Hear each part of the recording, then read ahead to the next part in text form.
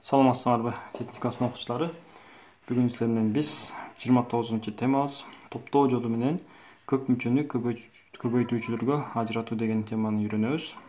Буга чейин биз жалпы көбөйтүүчүнү кашан сыртына чыгаруу жолу менен көп мүчөнү көбөйтүүчүлөргө ажыратууну үйрөнгөнбүз. Ошол эле башка ыкмалар дагы бар. Ошол ыкмалардын бирөөсү топтоштуруу жолу деп коебуз. Ошону бүгүн биз силер менен бирге үйрөнөбүз. Китебибиздин 168 бетине дал келет экен бул жер. Анда жигиттер топтоо жолу менен көп мүчөнү көбөйтүүчүлөргө ажыратуу дейт. Төмөнкү мисалда, мына мисалда көбөйтүүчүлөргө ажыратуу немени топтоо жолу менен эмне кылайлы? Ажыратайлы. Карайсың бул жерде окшош мүчөлөрдү кимде окшош мүчөлөр бар? Мына А, Б бар, буда 3А бар. Экөөнүн тең окшош ким бар? А бар. Демек экөө окшош болгондугуна байланыштуу аны экөөнү кошо жакыныраак жазып алабыз экен.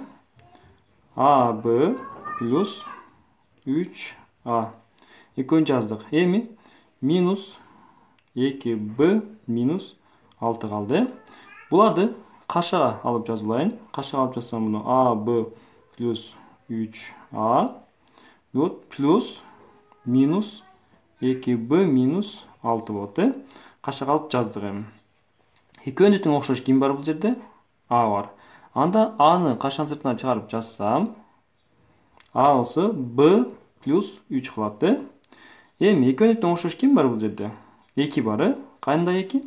Минус 2-ни кашан сыртына чыгарсам, минус 2-ни ким кылат бул жерден? Б плюс 3 кылат.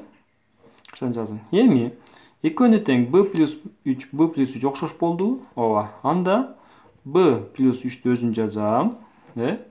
Анда көбөйтүү дейм. Кашан ачам?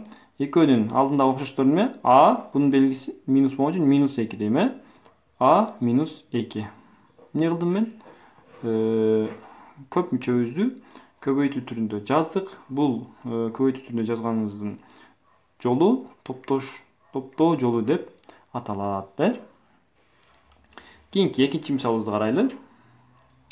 Асы Б'ды минус Б'сы минус Ады. Эми окшоштор ким бар? Асы менен Б'сы окшошпу? Ооба. Экөөнүн тең эмне бар? Сы бар. Анда экөөнү жакыныраак жазылайын. Асы минус Б'сы. Кийинки Б'ды плюс Б'ды минус Ады. Кашага алып жазылайын буларды? Каша Асы минус Б'сы плюс Б'ды минус Ады. Экөөнү тең окшош эмне бар? Сы бар. Анда Сыны кашан сыртына чыгарсам, ким калат бул жерден? А минус Б кашан ичинде калат? Плюс экөөнүн тең кимди чыгарсам болот мен? Д'ны чыгарсам болот. Д'ны кашан сыртына чыгарсам, Б'ды минус Ады. Чыгардым. Д'ны кашан сыртына? Б минус А калды. Эми Б минус А менен А минус Б окшошпу? Жок, окшош эмес. Анда буну эмне кылышым керек? Буну окшош кылыш үчүн С А минус Б минус эмне деп чыгарышым керек экен буну? Д деп чыгарышым керек экен. Минус Д деп чыгарсам, эмне болуп калат? Бул жер минус Б плюс А болуп калат. Минус Б плюс Анын ордун алмашып жазсам болобу? Болот. А минус Б минус Д А минус Б деп жазсам болот. А минус Б окшош болдубу? Ооба, окшош болду. Анда эмне жазам? А минус Б'ны өзүн жазып алам. А минус Б'ны өзүн жазып алам. Эми бул жерде ким бар? С менен Д бар. С минус эмне деп жазам? С минус Д деп жазам. Эмне кылдым мен? Топтоштуруу жолу менен көбөйтүүчүлөргө ажыраткан болдум. Кийинки мисалды карайлы. Үчүнчү мисалды. А квадрат минус 7А плюс 12 экен. Эми бул жерде топтоштуруу үчүн 4 мүчөбүз болгон жакшыраак болот. Анда 7Аны канча жазсам эми болот? Бул жерде минус 7Аны минус 3А минус 4Ага барабар да бул. Ооба, барабар. Анда ушундай түрдө жазылайын. A'nın kvadratı minus 3A minus 4A plus 12. Бул экөөнү кошо жазайын, кашаға алып жазайын. А квадрат минус 3а плюс минус 4а плюс 12. A'нын кашаны сыртына чыгарсам, ким кылат? А минус 3 кылат.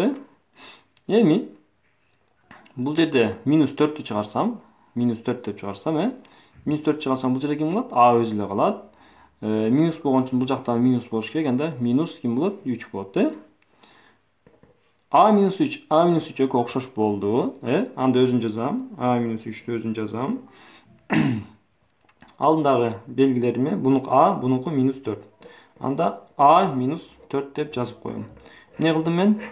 Үчүнчү мисалымда көбөйтүүчүлөргө ажыратып, топтоштуруп алдык.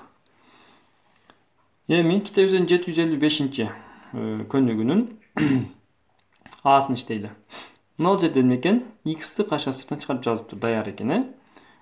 Анда 3b менен 3c'нын эмне окшош жагы бар? Анда экөөнүн окшош жагы 3. Анда кашанын сыртына 3'тү чыгарамын. X b плюс c плюс кашаны жазайын 3b плюс 3c барабар x b плюс c каша 3'тү кашанын сыртына чыгарсам b плюс c кылат. b плюс c окшошпу? Ооба, өзү жазылат. Анда бунун белгиси x, бунун белгиси 3. Кашанын сыртына калат, өзүн кошуп жазып коем. Эмне кылдым? Топтоштуруу жолу менен көбөйтүүчүлөргө ажыратып алдым. 755 көнүгүнүн B'сы. Бу таяр экен. Экөөнү тең 5a минус 5c'дан эмне бар? Экөөнү тең окшош 5 бар. Анан кашанын сыртынан чыгарып 5'ти жазамын да. Y a минус c плюс 5 дейин. Ким кылат? A минус c кылат. Эмне болду? A минус c экөө окшош экен. Анда A минус c өзү жазылат. Каша жазайын. Белгилери ким? Y плюс 5. Эмне кылдым мен? Мындагын көбөйтүүчүлөргө ажыратып жазып алдым. 756 көнүгүбүз көпмүчөнү көбөйтүүчүлөргө ажыратыла дейт. Анда ажыратайлы.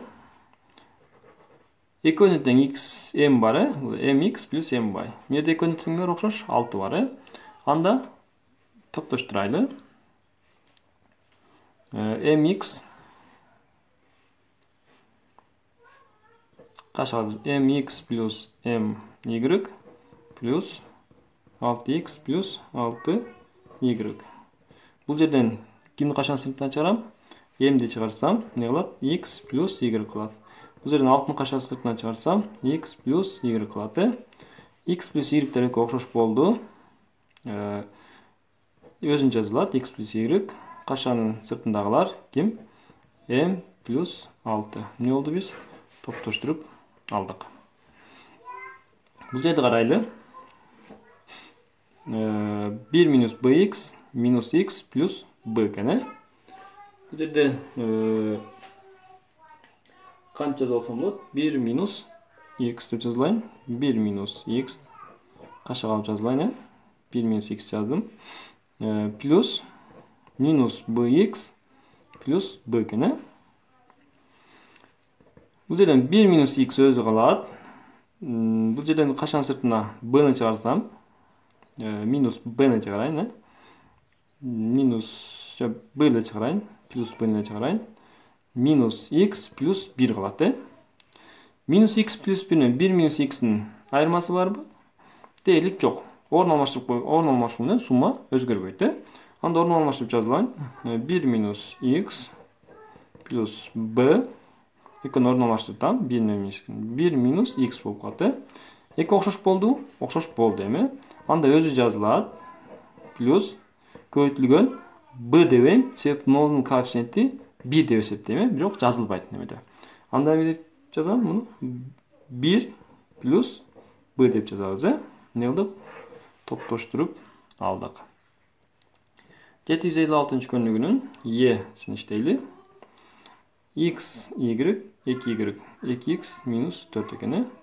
Экөөнүндө окшош эмне бар? Y'тер бар, экөөнү тең окшош 2'лер бар.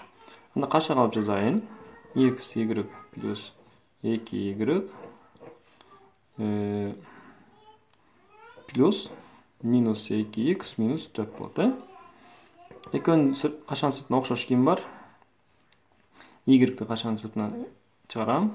X плюс 2 калат бул жерде. Бул жерде экөөнүн окшош эмне бар? Минус 2-nin качан сыртына чыгарсам, x плюс 2 калат. Анда x плюс 2 экөөтөң окшошпу? Ооба, окшош. Анда качан сыртына x плюс 2-ни чыгара турган болсом, y минус 2. x плюс 2 көбөйтүлгөн y минус 2 эмне кылдык? Көбөйтүүчүлөргө ажыратып жазып алдык. Эмне болду анда? Ушул менен бүгүнкү темабыз бүттү. Бүгүн эмнени үйрөндүк? Көбөйтүүчүлөргө ажыратуунун топтоштуруу методун үйрөндүк. Саламатта калгыла, кийинки сабакта көрүшкөнчө.